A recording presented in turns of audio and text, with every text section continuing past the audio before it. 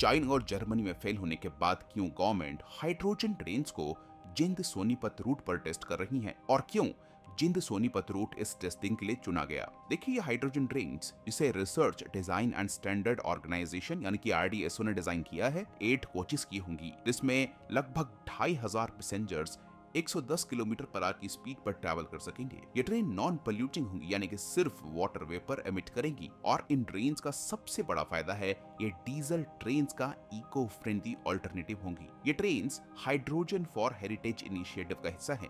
इसमें 35 hydrogen power trains launch की जाएंगी।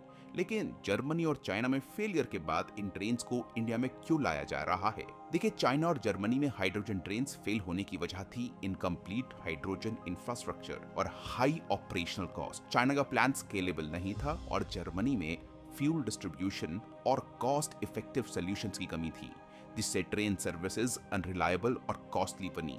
लेकिन इंडिया में यहाँ डिफरेंट अप्रोच ली जा रही है। हाइड्रोजन सप्लाई के लिए हरियाणा के जिंद में 1 मेगावाट इलेक्ट्रोलाइजर इंस्टॉल किया गया है जो 230 KGs hydrogen per day produce करेगा।